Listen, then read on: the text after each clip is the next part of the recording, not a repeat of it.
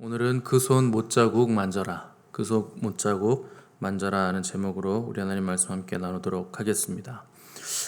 바울이 예루살렘에 온다는 소식은 이미 예루살렘의 이 그리스도인들과 또 사도들과 이 공동체에 다 알려졌고, 예루살렘 교회는 바울을 기다리고 있었습니다.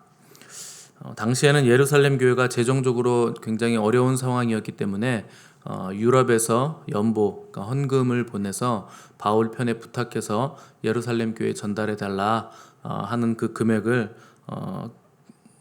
바울이 가지고 있는 상황이었기도 하고, 또 바울의 3차 전도 여행에 관한 보고를 또 하루빨리 이 예루살렘 교회가 듣고 싶은 마음도 있었기 때문에 이 예루살렘 교회는 바울이 오기를 기다리고 있었습니다. 바울 일행이 도착하자마자 예루살렘 교회는 바울을 맞이했는데, 도착한 하루 뒤에 바울은 야고보를 만나기 위해서 찾아갔고, 거기에는 야고보와 장로들이 함께 모여 있었습니다. 바울은 야고보와 장로들에게 3차 전도 여행 중에 역사하신 하나님의 크신 일들을 자세하게 보고하기 시작을 했습니다. 3차 전도 여행의 가장 큰 특징은 제자 양육에 있었습니다. 특별히 에베소에서 거의 2년 반, 거의 3년에 달하는 기간 동안 이 두란노 서원이라는 학교를 세워서 에베소의 제자들을 양육한 것이 이 3차 전도 여행의 가장 큰 특징이요 열매라고 볼 수가 있겠습니다. 또한 여러 가지 표적과 기사들이 있었는데, 특별히 유두고라는 청년이 죽었다가 살아난 일도 이 3차 전도 여행 중에 있었던 일이었습니다. 또 많은 이방인들이 하나님께로 돌아왔다 하는 이 선교 보고를 바울이 예루살렘 공회에 전달했을 때 예루살렘 교회는 굉장히 큰 힘을 얻고 또 영적으로 다시 일어서게 되는, 또 고무되는 그런 역사가 있었습니다. 그런데 바울의 선교 보고를 받는 예루살렘 교회의 형편, 이 영적인 상황은 놀랍게도 굉장히 위축되어 있었다 하는 것이 예루살렘 교회의 상황이었습니다. 바울이 다니는 이방 지역에서 예루살렘 밖에서 일어나는 일들은 참으로 놀랍고 기적이 일어나는 일들의 연속이었는데, 정작 부흥의 출발점이요 부흥의 시작점이었던 이 예루살렘 교회는 20년 전 오순절의 그 영광은 찾아볼 수가 없게 된 것입니다. 오순절에 나타났던 성령님의 역사도 찾아보기가 힘들 정도로 예루살렘 교회는 지금 위축되어 있었고, 이와 대비해서 선교 현장에서 역동적으로 일어나고 있는 하나님의 놀라우신 일들은 마치 빛과 그림자처럼 대비된 모습을 우리에게 보여주고 있는 것입니다.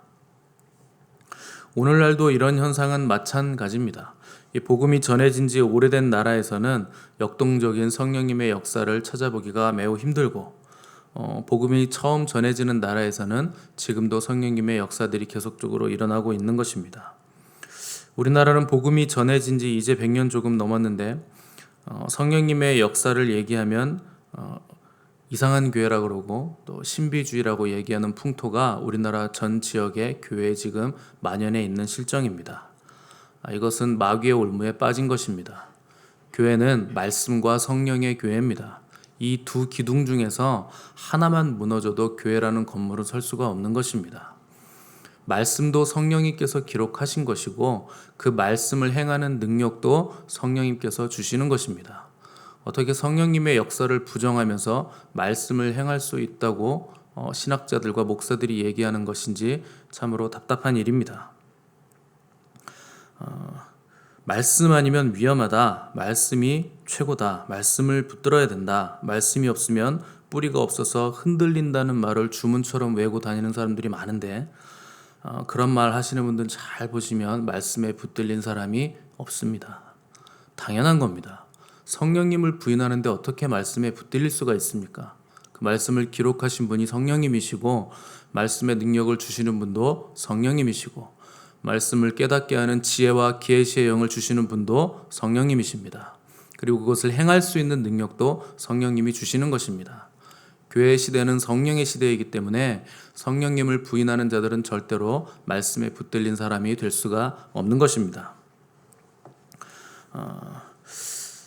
이제 성령님의 이적과 기사가 더 이상 일어나지 않는다고 신학자들이 주장하고, 이제 하나님은 더 이상 성경으로만 말씀하고 설교로만 말씀하시지 개인적으로는 말씀하시지 않는다, 이렇게 주장하시는 분들이 많고, 그것을 어디서 들으셔가지고 똑같이 말씀하시는 분들이 굉장히 많은데, 제 성경에는 그런 말씀이 없습니다.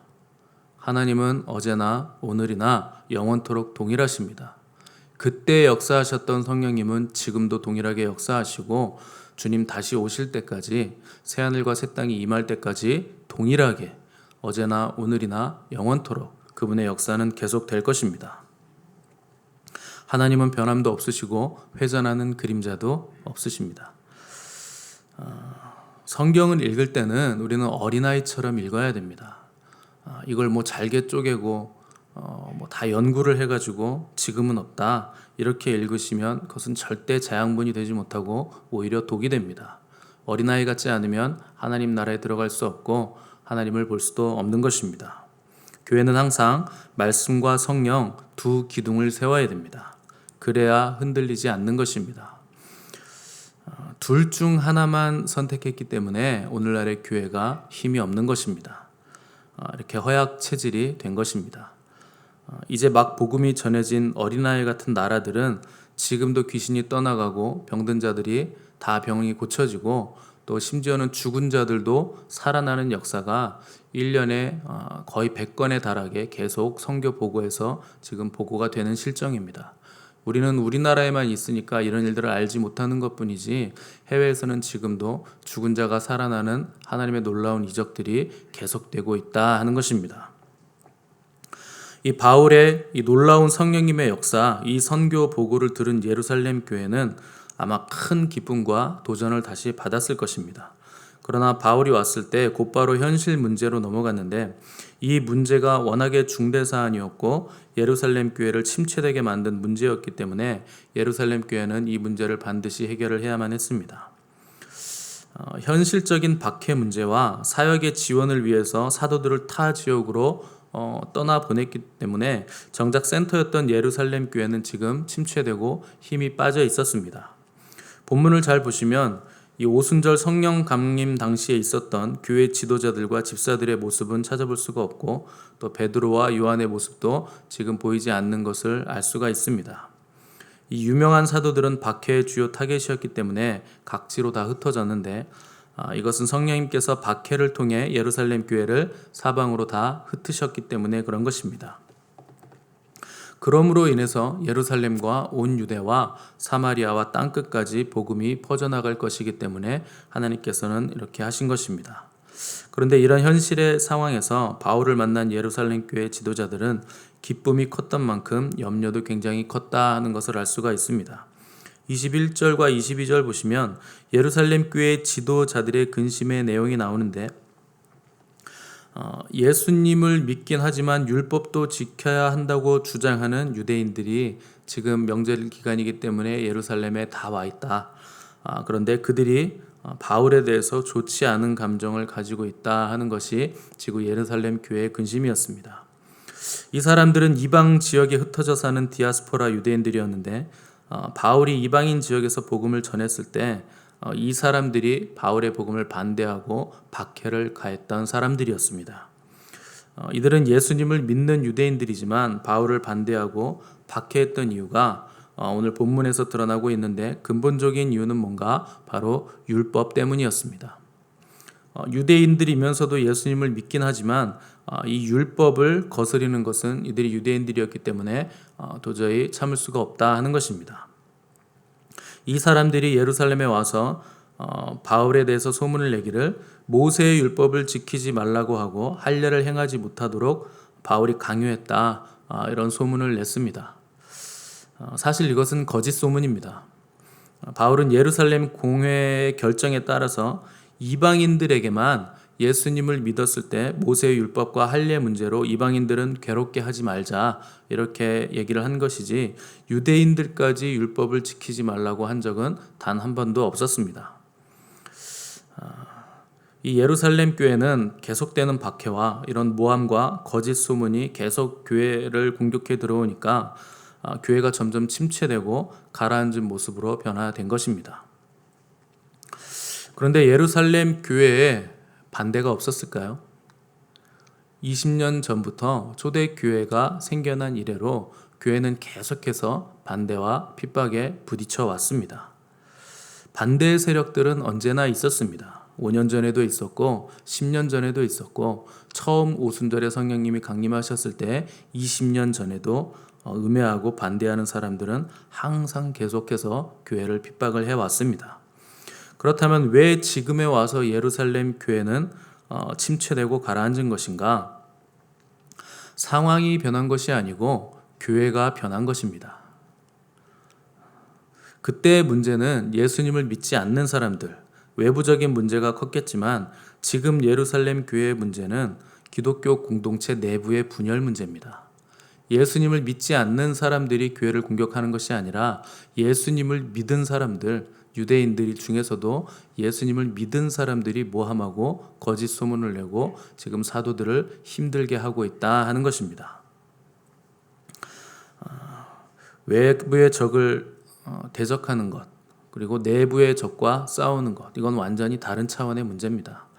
외부의 적, 세상의 공격이라면 얼마든지 순교적인 믿음의 영성을 가지고 싸워 나갈 수 있겠지만 교회 내부의 문제는 그런 차원의 문제가 아니기 때문에 교회가 어려움을 겪고 힘이 들게 됐다 하는 것입니다.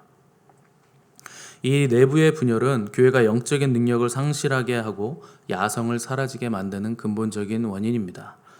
원래 주님께서 교회를 세우실 때는 음부의 권세가 이기지 못하는 승리하는 교회로 세우셨습니다. 아무리 지옥의 권세가 교회를 무너뜨리려고 공격해도 교회는 주님이 지키시기 때문에 절대 무너지지 않을 것입니다. 상황이 이러니까 마귀는 외부에서 공격하지 않고 이제 내부의 비난과 분열로 교회를 무너뜨리는 전략으로 바꾼 것입니다. 비난과 분열은 마귀의 것입니다. 마귀는 우리에게 계속 속삭입니다. 네가 더 존경받아야 된다. 네가 더 잘나지 않았냐? 네가 알고 있는 그 지식에 의하면 저거 잘못된 거 아니냐? 왜 보고만 있냐? 네가 더 영향력을 끼쳐야 될 거 아니냐? 더 중요한 자리로 네가 가야 되는 거 아니냐? 끊임없이 비열한 음성을 속삭이면서 교회 안에 비난과 분열을 조장을 해왔습니다. 이 예루살렘 초대교회는 처음에는 자기 재산까지 팔아서 이 사도들의 발 앞에 갖다 뒀던 교회입니다. 그런데 사람이 많아지고 규모가 커지니까, 그리고 점점 박해가 심해지니까 점점 이기적이고 개인주의적인 성향으로 바뀌어가고 결국 세상이나 교회나 별 차이를 느끼지 못할 만큼 교회가 침체되고 가라앉았다 하는 것입니다. 개인주의와 이기주의가 판치는 교회는 거룩을 유지할 수가 없고, 이 거룩을 잃은 교회는 마귀의 조롱거리가 될 수밖에 없습니다. 마귀는 거룩하지 않은 교회를 우습게 여깁니다. 이 내부의 분열과 싸움이 곪고 터져서 결국 쓰러지는 교회, 또 목회자의 성적 타락으로 또 뿔뿔이 흩어지는 교회를 우리는 그동안 피눈물 나는 심정으로 계속해서 수도 없이 목도를 해왔습니다. 교회의 가장 강력한 무기, 거룩을 잃어버렸을 때 교회가 얼마나 쉽게 무너지는가 하는 것을 우리는 지금까지 봐왔던 것입니다. 거룩이란 나 혼자 이룰 수 있는 것이 절대 아닙니다. 거룩은 공동체와 함께 이루어가는 것입니다. 물론 처음에 신앙이 어릴 때는 혼자서 싸우고 혼자 신앙생활을 시작을 해야 됩니다. 그러나 그것도 결국 공동체 안에서 이루어지는 일들입니다. 그리고 공동체 안에서 그 신앙이 어린 자들을 이끌어가면서 그의 거룩이 성장하게 되는 것입니다. 나를 키우는 것보다 공동체를 키우는 것이 훨씬 빠릅니다. 왜 그러냐? 공동체가 커지면 나는 자연히 커지게 돼 있기 때문에 그런 것입니다. 제일 바보 같은 사람이 계속해서 나 혼자 치고 나가겠다 이런 생각을 가지고 있는 사람입니다. 어느 정도 선까지는 그렇게 해야 되겠지만 결국에는 성장하고 나서는 신앙이 어린 사람들을 이끌어주고 공동체의 유익을 위해서 나를 내려놓고 포기할 줄 아는 거룩한 지혜와 또 믿음을 가지는 것이 가장 빠른 길이라 하는 것입니다. 처음 예루살렘 교회는 어렵고 불가능해 보이는 일들도 성령님이 함께 하셨기 때문에 이 성령의 능력으로 다 이겨낼 수 있었습니다. 그리고 그게 아무런 문제가 되지 않았습니다.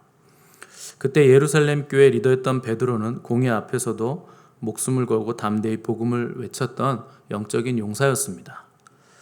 베드로는 갈릴리 바다에서 풍랑이 일어나서 앞으로 나가지 못했을 때 물 위를 걸어오시던 예수님께 자기도 물 위를 걷게 해달라고 요청하고 인간 중에 최초로 물 위를 걸었던 그런 제자였습니다. 처음에는 초대교회에 외부의 문제만 있었는가 내부의 문제도 있었습니다. 헬라파 과부들의 구제 문제 때문에 여러 가지 시끄러운 소리들도 있었고 공격이 있었지만 사도들과 집사들의 성령 충만함과 담대함이 있었기 때문에 그때 이런 문제들도 아무런 문제가 되지 않았습니다. 그러면 그때와 지금은 뭐가 달라진 것인가? 환경이 바뀐 것이 아니라 믿음이 바뀐 것입니다. 핍박의 강도가 강해진 것이 아니라 믿음이 약해진 것입니다. 계속되는 박해와 시련 때문에 실망과 좌절이 반복되면서 믿음이 떨어진 것입니다. 베드로도 주님을 바라볼 때는 물 위를 걸었지만 바람과 파도라는 현실의 문제에 부딪혔을 때는 결국 바다로 빠져 들어갔습니다. 이 현실의 광풍과 이성과 상식의 파도가 밀려오는 순간 우리는 물에 빠지게 된다 하는 것입니다. 그러면 어떻게 할 것인가? 무엇을 바라보고 무엇을 붙잡을 것인가? 오직 우리 주님뿐입니다. 우리 주님의 그 피 묻은 손을 잡아야 우리는 물에 빠지지 않게 되고 이성과 상식에 함몰되지 않는 것입니다. 십자가가 우리의 모든 것들 다시 일으켜 세우고 물에 빠지지 않게 해주는 유일한 단 하나의 진리입니다. 제가 며칠 전에 교회 안에서 상처받았다는 사람은 많은데 상처 준 사람은 하나도 없더라 하는 말을 한 적이 있습니다. 그 뒤로 제가 곰곰이 생각을 해봤는데 아마 저도 상처를 받은 쪽이 아니라 상처 준 쪽일 것이라는 결론을 냈습니다. 왜냐하면 제가 상처를 잘 안 받거든요. 워낙 자존감이 높으셔가지고 그러면 나는 어느 쪽인가? 상처를 준 사람 쪽입니다. 혹시 교회 안에서 상처를 받아서 마음이 힘들고 어려운 분이 계시다면 여러분 주님을 바라보시기 바랍니다. 주님 손을 붙드시기 바랍니다. 우리 주님의 손에 상처가 있습니다. 여러분 그 상처를 붙드시기 바랍니다. 그 상처는 내가 주님에게 낸 상처입니다. 나 때문에 상처받으신 주님의 손입니다. 우리는 모두 우리 주님을 십자가에 못 박아서 상처를 냈고 그분의 옆구리를 내가 창으로 찔러서 상처를 냈고 그분의 등에 잔인하게 채찍을 가해서 내가 그분의 등에 상처를 낸 장본인들입니다. 교회는 그런 사람들이 모여 있는 곳입니다. 교회는 죄를 회개하는 곳이고 또 서로를 섬기는 곳이고 하나님께 기도하는 곳이고 하나님께 극진히 경배하고 예배하는 곳입니다. 이것을 방해하려는 모든 마귀의 속삭임들과 모든 거치는 것들은 다 십자가의 못을 박아야 됩니다. 우리는 서로가 서로의 부족함을 인정할 줄 알아야 되고 이 부족함 때문에 간절히 주님의 도우심을 바라며 주님의 상처난 손을 붙잡는 일을 계속 해야 됩니다. 성령이 하나 되게 하신 것을 힘써 지키기 위해 오늘도 몸부림치시기 바랍니다. 서로가 서로를 섬기기 위해 오늘도 몸부림치시기 바랍니다. 말 한마디, 눈빛 하나, 행동 하나를 여러분 주의해서 하시기 바랍니다. 마음을 다해서 서로를 받아내시기 바랍니다. 그래야 여호와의 영광이 우리 위에 임하는 것입니다. 우리 안에 하나님을 대적하여 높아진 것들은 다 낮아지고 또 낮아진 것들은 다 평탄해져서 하나님의 영광이 오시는 대로가 수축이 될 때 그때 수많은 영혼들이 우리를 통해서 옳은 대로 하나님의 영광의 대로로 나아가게 될 것입니다. 이것을 눈으로 목도하시는 저와 여러분 되시기를 바라고 우리 교회가 되기를 간절히 바랍니다. 함께 기도하겠습니다.